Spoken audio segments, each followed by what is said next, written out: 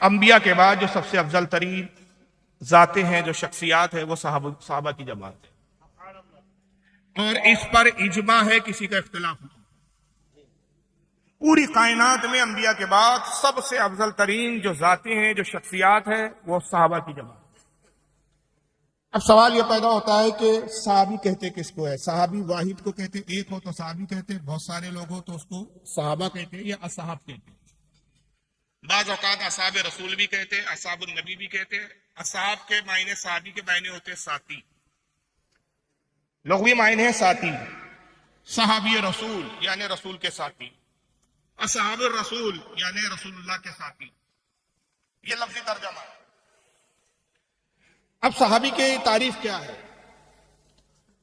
مجموعی طور پر ہمارے علماء اہل سنت نے صحابی کی جو تعریف بیان کی ہے وہ یہ ہے کہ ایمان کی حالت میں اپنی ماتھے کی آنکھوں سے اللہ کے نبی صلی اللہ تعالی علیہ وسلم کو دیکھا ہو، دیدار کیا ہو، چاہے ایک آن ہو، ایک گھڑی ہو، ایک جھلک بھی اگر حضور کی ایمان کی حالت میں دیکھ لیا، فاصلہ چاہے کتنے ہی دور کا ہو، یہ نہیں کہ حضور کو قریب سے دیکھا ہو، پاس بیٹھ کر دیکھا ہو، چاہے مجمع عام ہو، بھیڑ ہو، ہزاروں لاکھوں کی بھیڑ ہو، رسول اللہ کو ایک جھلک دیکھ لیا، حالت ایمان میں دیکھا، پھر ایمان کے ساتھ اس کا خاتمہ ہو گیا، اسے صحابی کہتے ہیں۔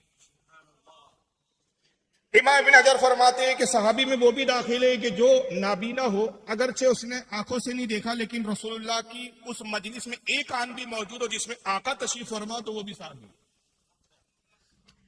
اب یہ ایک آن دیکھا، ایک گھڑی دیکھا رسول اللہ، آخری صحابی جس نے سرکار کو دیکھا، محدثین کے نزدیک حجر ابن عدی رضی اللہ تعالیٰ عنہ وہ آخری صحابی ہے جنہوں نے رسول اللہ پر ایمان لایا۔ بعد نے اس پہ اختلاف کیا، لیکن جمہور کا، میجارٹی کا اس بات پر اتفاق ہے کہ سب سے آخر میں ایمان لانے والی جو ذات و شخصیت ہے، اس کے بعد حضور کا پھر وصال ہو گیا، انتقال ہو گیا، اس کے بعد پھر حضور کو کسی نے ظاہری طور پر نہیں دیکھا۔ وہ آخری شخصیت جنہوں نے حضور کو دیکھا اور ایمان لائے، ان کا نام ہے حجر ابن عدی رضی اللہ تعالی۔ حضرت حجر ابن عدی آخری صحابی، بلکہ علماء نے کہا کہ انہوں نے دیکھا، دیکھنے کے ساتھ کچھ وقت حضور کی ابتدا میں نمازیں بھی پڑھی، مگر ایک ایسے صحابی کا آپ تصور کر لیں کہ اگر بالفرض ایک ایسا صحابی ہو کہ جس نے حضور کو ایک آن دیکھا، ایک گھڑی دیکھا، ایک سیکنڈ دیکھا، ایک سیکنڈ کلمہ پڑھا، ایک سیکنڈ دیکھا، گھر چلا گیا، انتقال ہو گیا ایمان پر، مقام و مرتبہ یہ ہے کہ اپنے وقت کے غوث اعظم سے افضل، قطب سے افضل، ابدال سے افضل، اوتاد سے افضل، بلکہ افضلیت کا معیار، فضیلت کا معیار یہ ہے کہ قیامت تک جتنے مسلمان آئیں گے، جتنے ہیں، جتنے آئیں گے، سب کا ایمان ایک ترازو کے پلے میں رکھ دو، اور اس ایک صحابی کا جس نے حضور کو ایک آن دیکھا ایک پلے میں رکھ دو، اس کا فضیلت میں، مرتبے میں، مقام میں اتنا بلند مقام ہے کہ تمام اہل ایمان کا ایمان ایک طرف اور اس صحابی کا ایمان ایک طرف۔ یہ فضیلت کس نے دلائی اس صحابی کو؟ یہ درجہ اور مقام اس صحابی کو کس بنیاد پر ملا؟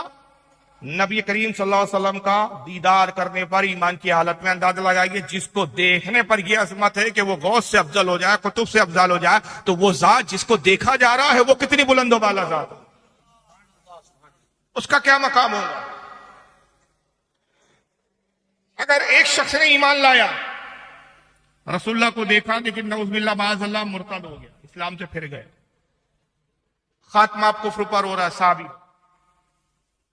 بہت سے ایسے لوگ ہیں کہ جنہوں نے حضور کو دیکھا لیکن حالت کفر میں دیکھا، کفر پر مر گئے، جیسے ابو جہل، عتبہ، شیبہ، ولید ابن مغیرہ، انہوں نے رسول اللہ کو دیکھا، بارہا دیکھا، لیکن ایمان نہیں لائے، صحابی نہیں کہا جائے۔ بہت سے وہ ہیں جنہوں نے حضور کو دیکھا، ایمان لائے، سرکار کی ابتدا میں نمازیں بھی پڑھی، حضور کے ساتھ جہاد بھی گیا، لیکن زکوٰۃ کے منکر ہو گئے، اسلام سے پھر گئے، مرتد ہو گئے، اور اسی ارتداد پر، اسی کفر پر مر گئے، اب صحابی نہیں۔ تو صحابی کے لیے شرط یہ ہے کہ ایمان کی حالت میں دیکھیں اور خاتمہ بھی ایمان بالخیر ہو۔ اب بہت سے لوگ اس زمانے میں شبہات پیدا کرتے ہیں کہ بھائی کیا ہر کوئی رضی اللہ عنہ فلاں نے یہ کیا، فلاں منافق تھے، حضور کے تو بہت سے صحابہ منافق تھے۔ ہم کہتے ہیں تم سے بڑا بیوقوف نہیں، جو صحابی ہے وہ منافق نہیں، اور جو منافق ہے وہ صحابی نہیں۔ تو پتہ چلا کہ تم علم کی عین کو بھی چھوئے نہیں ہو ابھی۔ جس کا صحابی ہونا ثابت ہو گیا وہ منافق نہیں، اور جس کا منافق ہونا ثابت ہو جائے وہ صحابی نہیں. دونوں صفتیں متضاد ہے، ایک ہو ہی نہیں سکتی. یہ دونوں صفتیں ایسی ہیں جیسے زمین و آسمان جو ایک نہیں ہو سکتے. جیسے زمین و آسمان ایک نہیں ہو سکتے ویسے منافق صحابی نہیں ہو سکتا اور صحابی منافق نہیں ہو سکتا. اب جن کے بارے میں قرآن و حدیث میں کہہ دیا گیا، اللہ کے نبی نے فرما دیا، بتا دیا یہ منافق ہے، انہیں منافق سمجھنا ضروریات دین میں سے. اور جن کے بارے میں حدیث خاموش، رسول خاموش، قرآن خاموش. اب کوئی بدبخت کہے کہ یہ منافق تھے، فلاں منافق تھے، فلاں منافق تھے، تو گویا یا تو وہ نبوت کا دعوے دار ہے، کیونکہ منافقت ایک ایسی چیز ہے کہ جو دل کی کیفیت کا نام ہے. منافق اسے کہا جاتا ہے کہ ظاہر میں اسلام بتاتا ہے، اندر باطن میں کفر کو رکھتا ہے. اور یہ اندر کفر چھپا ہے، اس اندرونی کیفیت کو جاننے والا یا تو نبی ہو یا وقت کا بہت بڑا ولی کامل ہو. آپ نہ ولی ہے نہ نبی ہے، تو آپ کو کیسے پتا چلا کہ فلاں منافق ہے؟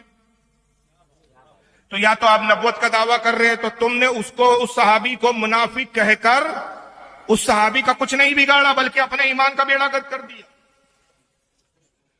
تو یہ چیزیں یاد رکھیے. اب ان تمام صحابہ میں سب سے افضل ترین ذات کس کی ہے؟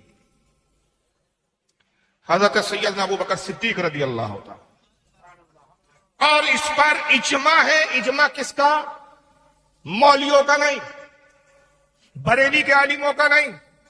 اس لیے نہیں کہ اعلی حضرت نے کہہ دیا ابو بکر صدیق سب سے افضل ہے تو ہم نے کہا، اعلی حضرت نے کہا تو ہم مانتے.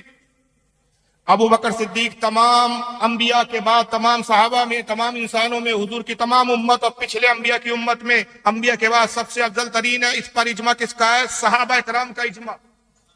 اور اس اجماع پر مہر کس کی ہے؟ رسول اللہ صلی اللہ تعالی علیہ وسلم کی مہر. حضور نے خود اپنے زمانے ظاہری میں بتا دیا کہ ابو بکر صدیق سے افضل میرے اصحاب میں کوئی نہیں. وقت کی تنگامہ نہیں ہے، ورنہ میں آپ کو وہ حدیث کے اسکین بھی دکھاتا، وہ کتابیں بھی دکھاتا، ان کے حوالے بھی دیتا. حضور نے ابو بکر صدیق کی افضلیت پہ مہر لگاتے ہوئے مختلف مقامات پر مختلف حدیث ارشاد فرمائی. ایک مقام پہ فرمایا کہ لوگ ابو بکر کا مقام یہ ہے کہ اگر ایک پلے میں ابو بکر کا ایمان رکھ دیا جائے اور قیامت تک کی میری تمام امت کا ایمان دوسرے پلے میں رکھ دیا جائے تو ابو بکر کا ایمان سب پر وزنی اور بھاری. دوسرے مقام پہ فرمایا کہ لوگ ابو بکر سے سبقت نہ کرو، انبیاء کے بعد نہ کسی پر سورج طلوع ہوا نہ غروب ہوا سوائے ابو بکر کے، کہ جو سب میں افضل ترین ہے. میں ابو بکر صدیق کی فضیلت میں ایک بات عرض کرتا چلوں. اس کو بہت سارے متعدد علماء نے لکھا ہے، ایک دو نہیں سینکڑوں حوالے ہیں کہ حضرت جبریل علیہ السلام سرکار کی خدمت میں حاضر ہوتے. عرض کرتے یا رسول اللہ رب العزت نے مجھے بھیجا ہے اور رب ارشاد فرماتا ہے کہ میں محبوب کے پاس جاؤں اور حضور صلی اللہ علیہ وسلم اپنے جس صحابی کا تذکرہ سننا پسند کریں میں اس صحابی کا تذکرہ کروں. تو اللہ کے نبی بتائیے کہ میں کس صحابی کا تذکرہ کروں، آپ کس صحابی کے بارے میں سننا چاہتے ہیں؟ سرکار نے فرمایا کہ میرے عمر کے بارے میں بتاؤ. اے جبریل عمر کی کیا فضیلت ہے؟ جبریل علیہ السلام عرض کرتے یا رسول اللہ عمر رضی اللہ تعالیٰ عنہ کی فضیلت کا یہ عالم ہے کہ جتنے وہ زمین میں مشہور نہیں ہے اس سے زیادہ آسمانوں میں ان کی شہرت، ان کی تعریف و توصیف فرشتے کرتے ہیں. اور اے اللہ کے نبی صلی اللہ تعالیٰ علیہ وسلم اگر میں حضرت عمر کی فضیلت بیان کرنا شروع کروں اور مجھے اگر نوح علیہ السلام کی قوم میں ٹھہرنے کے برابر عمر دے دی جائے جو 950 سال کا عرصہ ہے، 950 سال دنیا میں مجھے اگر دے دیے جائے اور آپ تشریف فرما ہو اور 950 سال تک میں عمر کی فضیلت بتاتا رہوں تو 950 سال گزر جائیں گے لیکن عمر کی فضیلت کا ایک باب ایک چیپٹر بھی مکمل نہیں ہو پائے گا، ایک باب مکمل نہیں ہو پائے گا. اور ایسے کئی باب ہیں جو حضرت عمر کی فضیلت ہے، یہ عمر کی فضیلت ہے. آقا نے ارشاد فرمایا کہ اے جبریل جب عمر کی فضیلت تو بتاؤ ابو بکر کے بارے میں تم کیا کہتے ہو؟ آج کے اللہ کے نبی ابو بکر صدیق کا مقام یہ ہے کہ جتنی فضیلت عمر کی اور جتنی نیکیاں عمر کی ابو بکر کی ایک نیکی کے برابر.